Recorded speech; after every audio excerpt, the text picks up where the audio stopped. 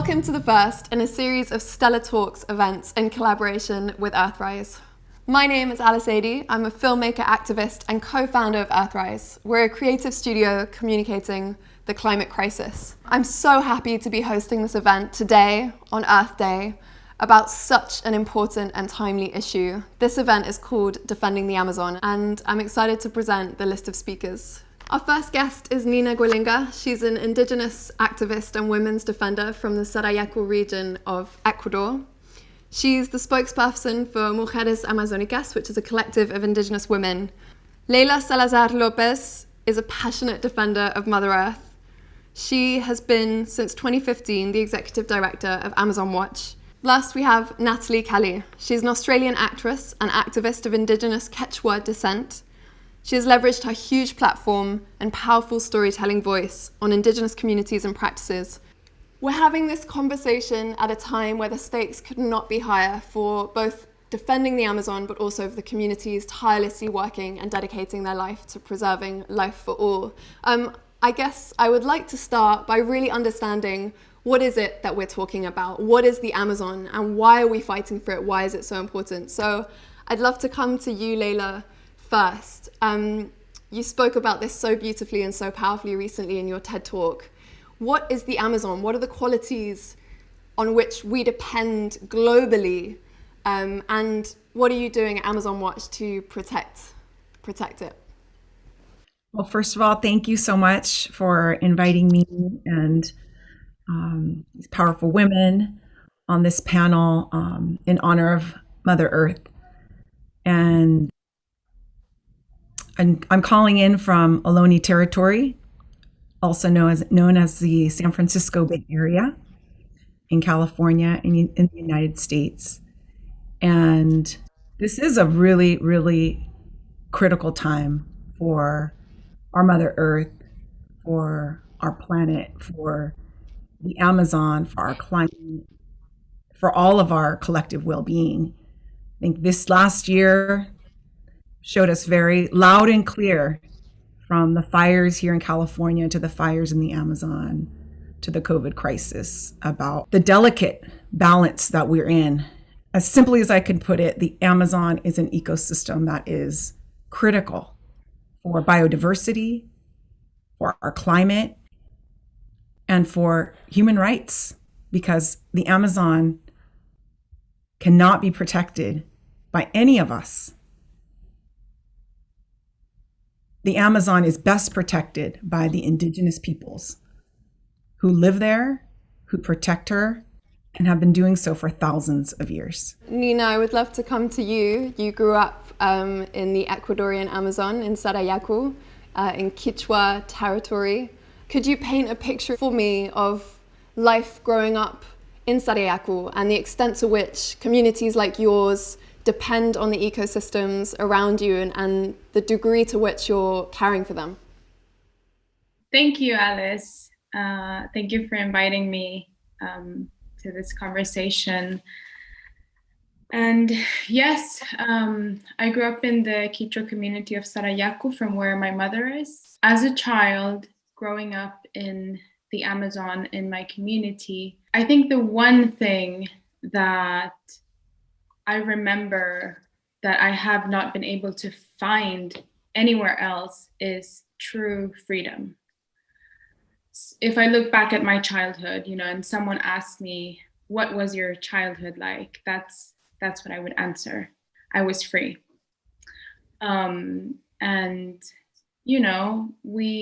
all the children would play in the community, play in the rivers, climb the trees, picking fruit, working together with our parents, and, just in a place where life is everywhere because the forest is alive.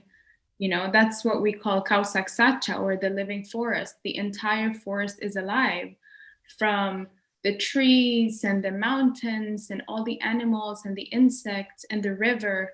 And this was interrupted. This freedom, this life in symbiosis, in connection with the forest and the earth, suddenly was interrupted when the oil companies came to my community. And that is when I realized the massive amount of threats that exist, not just towards my family and my community, but the entire Amazon. The Amazon is not just Brazil. The Amazon is not just Ecuador.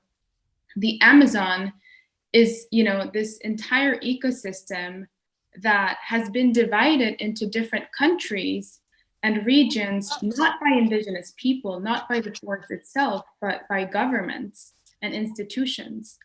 But everything is connected, and whatever happens in the Brazilian Amazon or the Ecuadorian Amazon or the Peruvian Amazon affects indigenous people across the Amazon and the world. I want to just pick up on something that both you, Nina, and Leila have said, is this word connection, that everything is connected. And I think if there is power in your work, Nat, it's that you are making us aware of how our lifestyles are connected to perhaps destruction on the other side of the world. And through the power of your platform, through the power of your storytelling voice, I think that you are connecting your audience to really deeply thinking about the impact of our lifestyle. Tell me about your journey and whether there was a specific wake-up call. Well, thank you for having me. It's an honor to be on here with you and Nina and Leila, who are true heroines of mine. So I was born in Peru. My maternal grandmother is Quechua Peruvian. She still speaks Quechua, and we're from a state called Huánuco, which they call the Ceja de Selva, the eyebrows of the Amazon, because it's literally where the Andes Mountains perch over the Amazon. And I visited when I was 18, and it was amazing to see the meeting of these two ecosystems. It's a very powerful place when two separate ecosystems meet like that. And always felt honored to carry this Indigenous heritage within me. But I was raised in Sydney, Australia, like a normal white Australian girl. And I've lived the life of a typical person from the Western world my whole life. And it wasn't until the fires in first the Amazon and then in Australia last year, where I happened to be present. And I remember the moment very clearly. It had been 2 weeks where I could not see the sky. It was apocalyptic. The sky was so black with smoke, sometimes you couldn't see beyond an arm's length. And I was in a deep, deep depression because I had never witnessed so viscerally what our human impact is on this planet, and seeing something like the fires, such a real wake up call that we need to change our relationship to this earth. And I had a moment, and I'll be honest and vulnerable here, where I thought about all the flights that I'd taken and all the clothes that I'd bought and all the beef and the animal products I've consumed in my life. And when you're faced with something that's something so traumatic and something so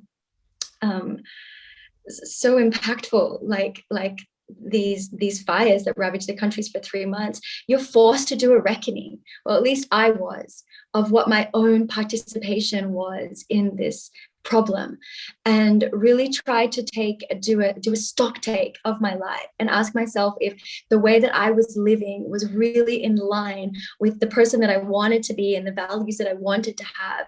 And it turns out that they were not. And that's when I realized everything has an impact. When they're chopping down the Amazon, they're chopping down the trees for cattle, for beef. We're eating this beef, and we're the reason why they're clearing that land for cattle ranches. When they're drilling in the Amazon, why? It's for petroleum that we will use to fly or to put in our cars or to turn into single-use plastic, or maybe even to make nylon and other fossil fuel derived textiles, which we love to wear in the Western world, in the fashion industry. And the truth is that the elite privileged people like me in the world are consuming all this energy with an inexhaustible appetite. And the indigenous peoples of the Amazon are the ones paying for it, even though they themselves will never step foot on a plane. Even though their carbon footprint is so small, they're the ones paying the price for our endless greed and consumption. And that was when I realized that I had to really change the way that I lived, because if I wanted to be an example, then I had to really align my actions and my choices with my values. But I want to put my hand up and say that I'm not perfect, and I didn't create this imperfect system, and I'm very still much a part of it. As much as I tried to carbon offset, there's a statistic that 60% of the clothes we buy in the Western world will be disposed of within 1 year. That's the kind of like mindless consumption cycle that we're trapped in. And so how can we rebuild this fashion world in a way that is more just, where communities, and specifically Indigenous communities around the world, don't have to suffer so that we can live glamorous, decadent lives? That's not justice, and that's not beauty. So how can we redefine beauty to mean a complete and intact ecosystem? That is beauty, and that's what we should be aiming for all around the world. I want to say, before we come on to Indigenous communities and the work that they do, I want to just outline the key threats to the Amazon. So Layla, I'm going to come to you now. Deforestation, unfortunately, has been happening for decades, but I wonder if you could shine a light on a really modern, very recent context. I'm reading statistics that deforestation has increased by 50% in the last 2 years. I wonder if you could speak to what is happening in terms of the deforestation and how much it's increasing in these past years. There are many, many threats to the Amazon rainforest. Climate change is one of them, and that is caused by the on-the-ground threats, which are deforestation, legal and illegal, which are mining, extraction, oil extraction, agribusiness development, and expansion, which Nat mentioned. When we talk about agribusiness, we're talking about the land that's used, the millions of acres that are used for cattle, but also used for the production of feed, such as soy, to feed those animals. Those are some of the key threats, but also continued colonization, the continued incursion into the Amazon rainforest, and in particular into Indigenous peoples' lands, is a continued threat, along with, and that usually follows roads. When roads are built, more people follow, and that causes additional strain and deforestation to the ecosystem and to Indigenous peoples' lands. Since President Jair Bolsonaro has taken office just a little over 2 years ago, the deforestation rates in Brazil alone have tripled. Deforestation basically creates the perfect conditions for fires. And again, not wildfires. We're talking intentional fires. They are incentivized by the government. The government actually encourages people to have fire days, where they set the forest on fire to make way for agribusiness, for land grabbers, illegal land grabbers. The world saw this in 2019. Millions, over 5 million hectares of land burned in those areas just this last year. And on top of that, Indigenous peoples, much of those fires were in pristine rainforests and Indigenous peoples' lands. And then on top of that, the defenders, the Indigenous peoples, are under attack by the rhetoric and government policies of President Bolsonaro. I know that, Nina, in your community just a year ago, there were devastating floods. Of course, this is one very tangible example of climate change. Can you speak to us about what happened in your community, Nina? Well, let me take it from the beginning.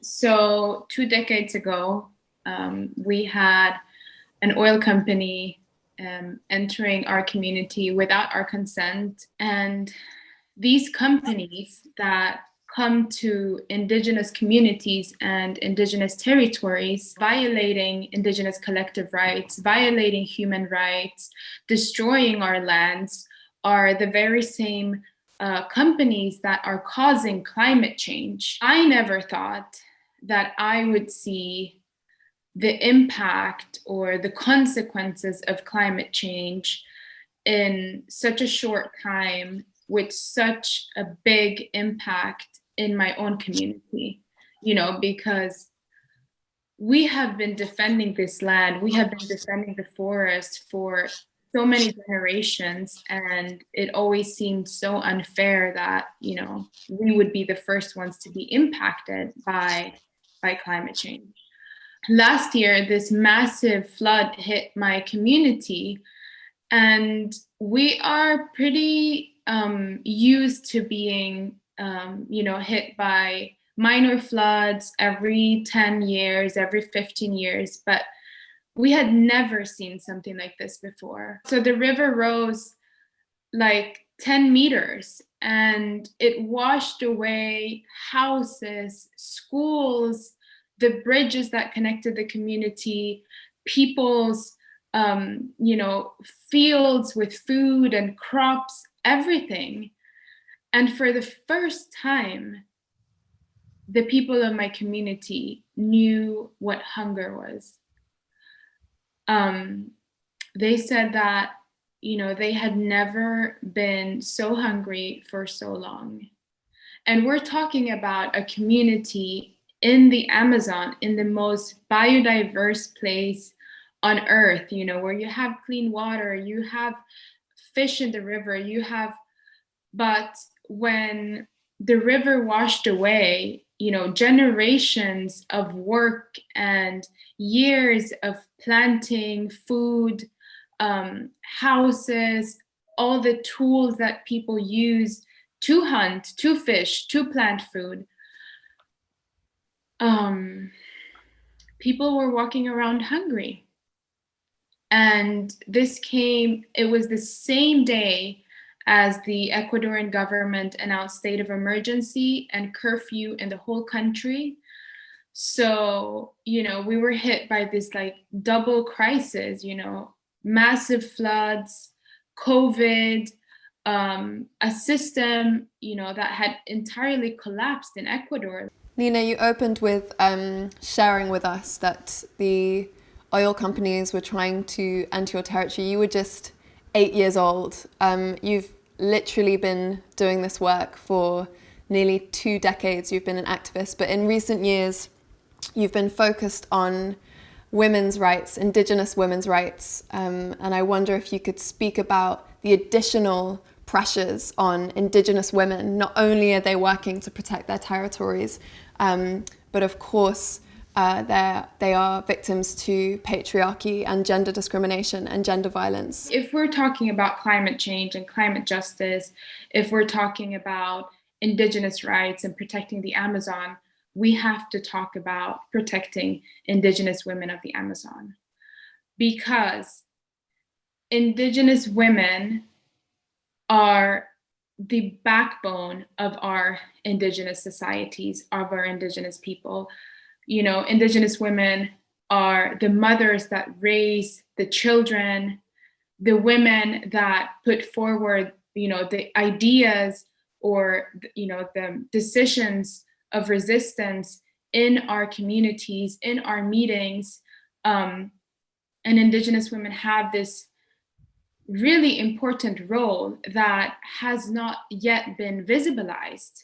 One thing that I have realized through my work is, and also just through my own experience as a woman, as, a defender, is how this violence towards the earth comes from, this idea of ownership, of control, of, exploiting something, using something for their own benefit. How this is very similar to violence against women. It's the same thinking, the same idea of control, of ownership. That's the mindset that we need to change, you know. And as women, we can change that. Thank you both so much for speaking to the transformational role of women in the Indigenous movement. But I guess what you're also speaking about is a connection to nature, a relationship with nature that, you know, we don't have in the West. You mentioned these words: control, exploitation. And I want to just quote an incredible woman who, Leila, you did mention, Sonia Guajajara. And I'm just going to read this quote because I think it speaks so much to what we're talking about here. Indigenous peoples have known for a long time that everything in this life is interconnected. When nature is destroyed in one place, the consequences can be felt on the other side of the world. Nat, I'd love to come to you. How are Indigenous relationships with nature different from ours in the West? In a way, you straddle both worlds, but you also speak a great deal about sustainability not being enough. We have to be about regenerative cultures. Could you tell me a little bit from your experience about the difference in the mindsets, the difference in perspectives? It's one of my favorite questions, and it's something that I thought about when in that moment that I mentioned, when the sky was black with smoke and I was having that moment of reckoning, and I actually asked myself, like, if I still wanted to live, if this was the world that I was going to leave for the next generations. I felt so hopeless, because up until that point, all I had known was this Western, dare I say, colonial mentality of pure extraction. What can I take? You know, how much can I sell it for? Pure exploitation for greed, for selfish motives. I mean, this is how we're raised: consume, consume, exploit, exploit. And I have been programmed in that way. I will admit that. And then I remembered a fact that I had read somewhere about studies being done in the Amazon jungle using technology that can scan underground and basically date parts of the jungle and tell us more about their history. And what they have discovered is that there are parts of the Amazon jungle that are man-made. In our Indigenous ancestors millennia ago planted much of that rainforest. Imagine a time in our human history when we were building and creating biodiversity rather than destroying it. And that fact, like, just being a light bulb went off in my head, and I was like, wow, I don't have to live this way. There is another way. And that is the wisdom that Indigenous people have to share with us, and why it is so vital, not just to start listening to them, but to really defend them.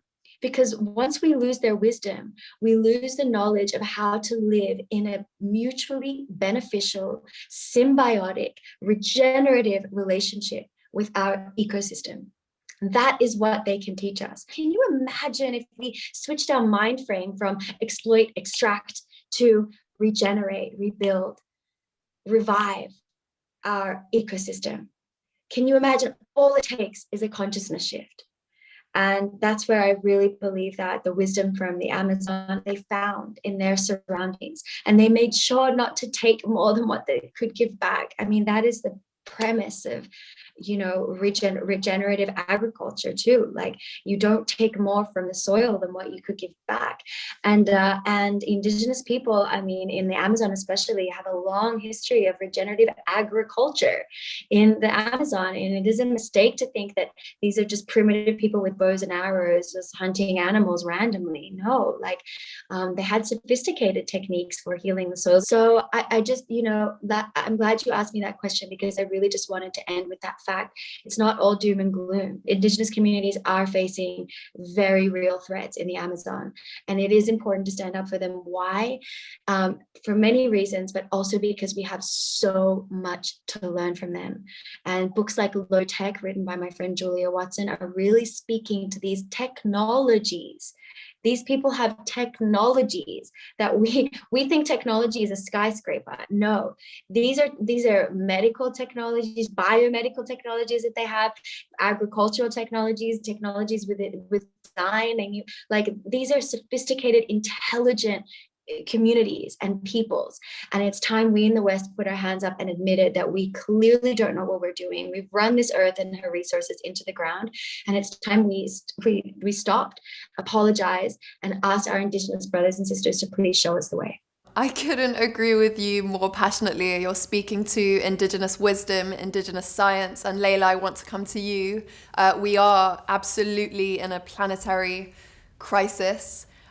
Is it time that we finally listen to those communities who have lived in symbiosis with nature, as you say, Nat, in a relationship of reciprocity and not exploitation?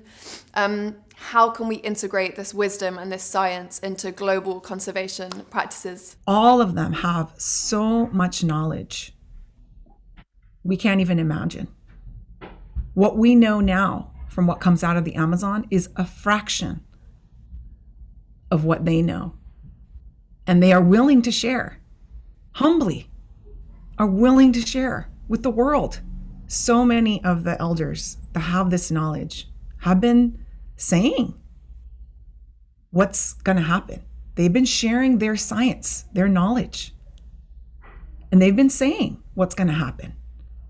Berito Kubara, the Uwa elder from Colombia, used to tell us, that the blood of the earth is the oil.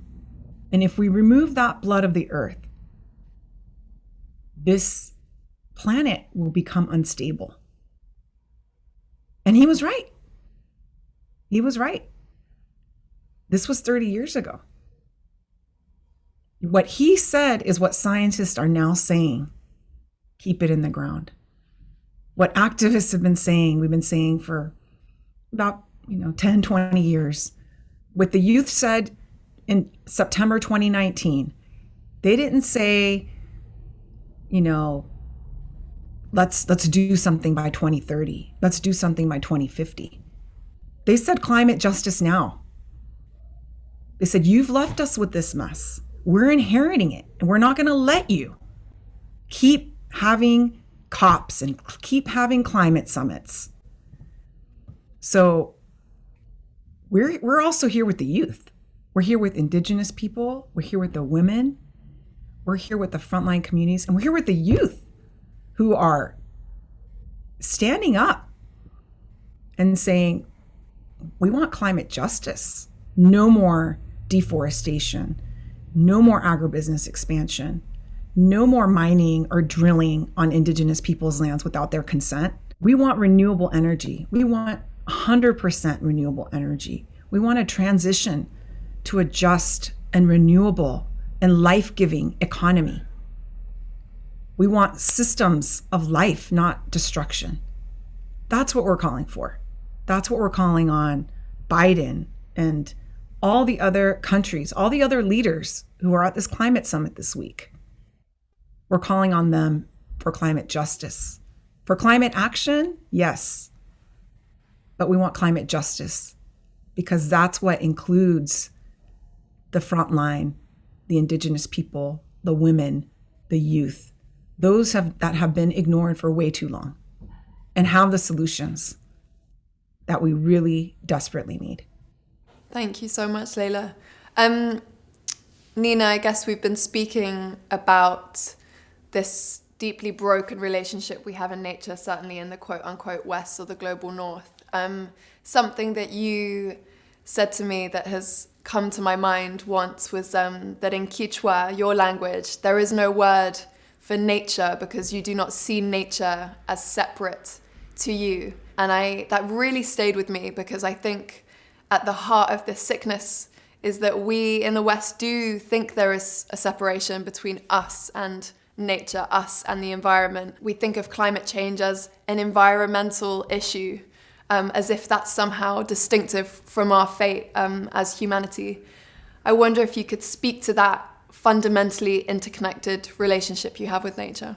It's interesting actually, because I've talked to a few Indigenous friends from other cultures, and actually, for example, my Sami friends here in Sweden, and they say the same thing. They don't have a word for nature in their language, and that nature is not something you speak about. It's something that you are part of. Or the big difference, like in the way of thinking, is that, right? As you were saying, that this Western society thinks of nature as something outside of us, something that is outside of our bodies, something that's outside of our societies, our city, our community, when in fact we're part of nature. Every plant, every mushroom, every animal, every seed, every, river, these beings, and even the spiritual beings, the guardians of these forests, of these trees, of the lakes, are our relatives. A lot of this knowledge comes through the wise people in our communities, like my grandfather, for example, and his father, or my grandmother. Those are the experts of our communities. They may not be, Harvard graduated scientists, but they have grown up in the forest, observing, learning, listening, learning the language of nature, and learning the language of the plants and the earth, and how they manifest and how they communicate everything. Layla, with an eye on the future, I'd love to ask you, what can we do to support, in general, to protect the Amazon, to protect Indigenous communities, and I guess more specifically, how can we support the work that you're doing at Amazon Watch? To protect the Amazon, we must defend Indigenous people's rights, lives, territories. So that's basically the work that we do at Amazon Watch. As far as I know, there's never been so many people in civil society. There's never been so many organizations, allies, artists, and even governments interested in protecting the Amazon rainforest. And yes, there are traditional conservation ways to protect the Amazon. We believe, and actually it's proven, that the best protected areas in the Amazon are Indigenous people's lands. So that's the key. Nina, I want to come to you and ask you, what can we do to support you, to support Mujeres Amazónicas, and more generally looking to the future as well? What is giving you hope right now? How people best can support our work as Indigenous women is, well, first of all, like broadly, this destruction is financed, right? It's financed by banks, it's financed by corporations and governments. So I think that, as civil society, as organizations, as activists, we have that power to demand the banks to divest, from all of that. I think that's really important, because a lot of people feel really, feel powerless, but we all have power, especially when we come together. Something that has been with me since I was a child is my people's victory. How my people, who was this, tiny, tiny community in the middle of the Amazon that no one cared about, successfully, throughout an oil company and a government. It is possible. And my people has shown that. And the continuous work of the women in my community and the women across the Ecuador and Amazon, you know, keeps inspiring me all the time, because they face so many challenges, but they never give up. We've stayed united, supporting each other through everything, and seeing that power, how women are stepping up, how women are taking the lead, that really gives me hope. Thank you so much, Nina. Nat, finally coming to you. We all have power. I think that you've done so much to speak beautifully about particularly those with privilege using their power. To those watching, Natalie, what can we do in our lives really to make an impact, and what gives you hope? I think we can all start by doing a stock take of our personal responsibilities and whether our actions really align with our values, and whether it's our food choices, our clothing choices, our flight and transportation option choices.